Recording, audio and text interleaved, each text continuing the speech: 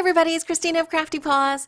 I'm so excited to come on and share with you guys a little mini series of how to create a handmade wreath. And I'm going to do this using the adorable Happy Pawlidays stamp set from My Favorite Things that I picked up after the holidays last Christmas because this set sold out so quickly, and every time I thought to try and go pick it up, it was sold out in each of the stores. Even after they restocked, it sold out again super fast. So I'm really excited to finally get a chance to ink these little cuties up and Copic color them with you guys. And then after coloring up 4 of these along with some other little cute puppy stamps, I'm gonna create a wreath. But for this segment, I'm going to color up 2 of these cuties and show you guys how I'm going to make them into what could be a tree ornament or a tag or the focal piece for a card. So this is the stamp set, Happy Pawlidays, and those are the 4 puppies. And this first one, I think, looks so much like my little bandito. The way he's sitting with his little back paw outstretched, with his head tilting, and even kind of the fluffiness of his face looks just like my bandito. This little dachshund is so cute. It's all roly-poly and it's surrounded by little ornaments. And each of these images I'm stamping out twice. And for this dachshund, I'm using another scrap of cardstock that's Copic friendly. And I'm going to stamp out just that center area again because I want to add a little detail with that ornament that the puppy is holding. For this dachshund, I thought I would try to mimic a real dachshund that's colored brown and black. I love that combination of colors for dogs. And right around the muzzle and on the feet is where the browns come in. And as you can see, my E21, the paler brown, is very dry. In fact, the ink is not so dry inside the marker, but the nib needs to be replaced and I don't have replacement. So I'm actually switching out the E21 for E11. And I'm trying to blend a little bit using the E23 and a little tip-to-tip coloring so I can get a better blend from that E23 to the E11 and not have such a harsh difference there. So there's so many different ways to kind of make different colors work. If one of your markers is not working or you don't have that exact color, go ahead and experiment. Look at your marker collection and see what other markers can work for you. I'm also coloring up the little paws and the belly with the same 2 E11 and E23. I'm trying to get in the shadows there. The rest of the puppy is all going to be done in the cool grays. Usually I do warm grays, but I kind of wanted to mix this up, so I'm using the C2, C5, and C7. And again, my C2 is a little bit dry, and so I'm finding it hard to get a good blend there where the lightest of the cool grays is.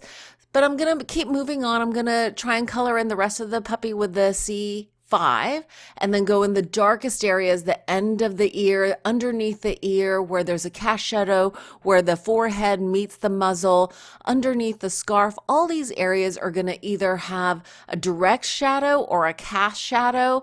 Under the paws, where the paws meet the torso, all those areas will have a little bit of a darker color. So I'm using the C7 for those areas and trying to blend back in with the C5. And you might think that's a little bit light, but I also didn't want to lose the details of the eyes too much by going too dark. Some people might go as far as a C9, but I wanted to keep it a little bit lighter. I'm also now coming in with a C3 to try and get a better blend because my C2 had dried up somewhat. I really need to do some Copic marker management, but I haven't had a chance to yet. A little bit of bleeding happened outside of the image, so I'm taking my 0 and kind of pushing back the ink. Copic coloring is so forgiving in that sense. You can really, make up some boo-boos and kind of make them disappear with the blender marker, the 0. Again, I'm adding some shadowed areas with that E23. I also colored in some yellow, the tops of the ornaments with a yellow color to make it look gold. And now I wanted some details on the scarf, so I'm using a Copic multi-liner pen to create some stripes. And I didn't want them to be straight up and down. I wanted the scarf to look like it had some movement and some texture, so that's why I made them kind of curvy lines. I'm coloring the scarf two tones. I'm using a BG family. The darkest is the BG15. I'm going to do those shadows there. I'm also coloring in that ornament at the bottom with that color because I want to have that color repeated a little bit. And then I'm blending the two with the BG13. And you'll notice it's interesting, the marker BG13 cap is much darker than the 15, but the ink itself is not. So you can't rely on the ink caps of Copic markers to tell you what the actual ink color will be. Now for the red sections, I wanted the ornament that the little puppy is holding to be red, as well as the other stripes in his scarf. And so I'm using a family of R35s, 35, 37, 39. Doing the same ink blending, I'm trying to get some shadows into that scarf to give it the look of three-dimensionality, and then blending back in with the 37, the lightest, of course, being that R35. And now I'm going to color up the little extra stamping I did of that ornament because I decided I wanted to add a little extra interest to this image by coloring this up and then fussy cutting it out. I'm blending that Y color with that E11 to give it a golden hue. And I fussy cut it out off camera, and then I'm inking the edges just so you don't see the white of the paper. And I'm going to use a Stampin' Up! Dimensional because they're really thin but still pop up the image. And then I'm going to take a little bit of wet glue and just adhere it on one side where it looks like the puppy's holding it and letting that set.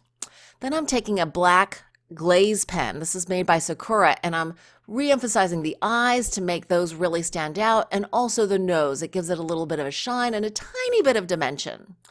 Then with a Signo Uniball pen, I'm adding some highlights to get that high shine look on the ornaments. I think it shows up the best on the red because of the higher contrast from the red to the white versus the aqua.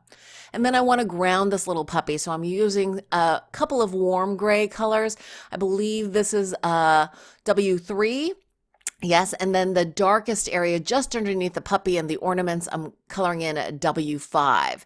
And I decide I'm going to blend out a little bit further, so I'm just adding some more W3, flicking from the center toward the outside to really ground the puppy and make it look like there's some weight to the puppy on the ground.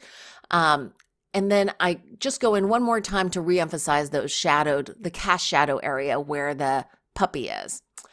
To frame this image, I'm taking some really beautiful red shimmery cardstock using a couple of dies. This is circle dies from Diamond Dies. It's the Dynormous Stack'em set that has like 20 dies in one set. I'll put a link in the description box below to this die set. And if you use my coupon code, also in the description box, you'll get 10% off and free worldwide shipping on all orders of $35 or more, since I'm on the design team for them. This is a perfect versatile set that I use all the time. In fact, that's the circle die set that I used to cut around the image before I even colored. Now this little puppy, like I said, I think looks just like my little bandito, especially the way he's sitting. So I'm going to color him up like my little puppy. So the white areas I'm coloring in with E50 and W1. So it gives a little bit of a beigey hue because his white fur is not white. There is some texture and some shadows, of course, even in white areas. So I'm going to color those white areas of his fur with these two colors. And I think it adds a warmth as well as giving more three-dimensionality, again, with that warm gray, kind of making it look like they're shadows. And I'm making sure that right where his forehead meets the bridge of his muzzle, it gets a little bit of a shadow. All those areas underneath the paws, underneath his little scarf, under his hat, all those areas get a little bit more of that warm gray, that W1, and then I'm going back in to kind of give a little more texture with that E50 again. Now I'm going to start coloring in the brown areas of this little puppy. My bandito has brown patches around the eyes and the ears and some spots on his back. So I'm going to first just try and do some really light flicking to get the texture of the fur here. And I'm trying to follow the image, where you can see the the muzzle area or the cheek area, that area is a little more fluffy, and I think that that's a good place to separate kind of the muzzle area from the top of the head area. So I'm trying to keep that area more white and the upper areas around the eyes and the ears more brown. So I'm building up the color, with a lot of little flicks, one shade up at a time. And you can see I'm all over the map on this E family of colors. I'm at E53, the lightest, going a little bit darker. E13 has a little bit of a reddish tone, which is the coloring of my bandito. Then I'm bringing all the way up to E23, and then even darker, E25, especially underneath the ears, underneath the little Santa cap. Those areas that I think are going to be more recessed or have a cast shadow get that E25, that almost cocoa color, darker brown. But I think keeping all of these little flicks and the highlighted areas lighter really gives a roundness to this head, and also the flicking adds to the texture, the furry look of the little puppy. So I know it's a lot of back and forth with all these colors. I've almost forgot the spot there, so I'm going to add just a little side view of that little spot on his back. And then with the C7, I'm coloring in his paw pads and his nose. I end up covering that up with the black glaze pen, but at the beginning I didn't know I was going to use that. Now for the red, I'm using the same red trio that I used for the dachshund ornament and scarf, as well as the same BG family of colors for the scarf of this little puppy that I had used for the dachshund scarf and ornaments too. So laying down the lightest color, putting in the darkest color to see where the shadows would be under the puppy's chin, on the sides of the scarf, at the base of the scarf, and then blending out with the BG13, kind of swishing back and forth so that there's a nice blend, and then reestablishing the darkest areas again, that BG15, to get a full range of color. Now I'm using the Zero blender pen again to push back in the ink where I had kind of colored outside the lines. And then I'm using a C0 here to add a little bit of dimension to the white parts of the Santa hat, but I end up covering that up. So it's not critical, but I thought I would keep it in just in case you don't want to cover it up like I do later with some, the Snow Rider. Now I'm laying in the ground, just like I did for the other puppy. I'm using W3 and W5, the darkest right underneath the puppy, right there, so you can see that there's some real weight to the puppy on the floor, and then just flicking out from the center area to give a little bit of texture for the ground as well, and then reestablishing that dark shadow underneath the puppy again, and then flicking out. Now I decide here again that I'm going to use the black glaze pen by Sakura for the eyes and nose. And then I realized I wanted to put some highlights on the little paw pads. So I'm adding little dots for the paw pads and a little line, and then going back over with that Sakura glaze pen again to give it a nice high shine and just a slight bit of texture. I love that about the Sakura glaze pen. And this is a Snow Rider. It's texture, and it really should come out of the top of this bottle, but mine had dried up so much that I just took the cap off, and I'm applying it with just an old paintbrush where I had cut off all the little bristles because they had been so damaged. I kept this, as a crafter, we can make tools out of almost everything. So I use this little nub of a paintbrush to apply this Snow Rider texture, which creates great snowy effect dimension.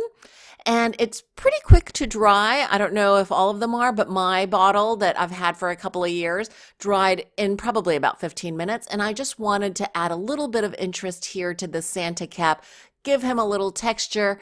And I thought this was a fun way to do that, to add a little interest. So those are my two first puppies from the MFT Happy Pawlidays stamp set. I hope you'll enjoy this little Copic coloring series and my final project when I get to share that with you guys. Thanks so much for watching. I hope you guys are having a wonderful crafty day.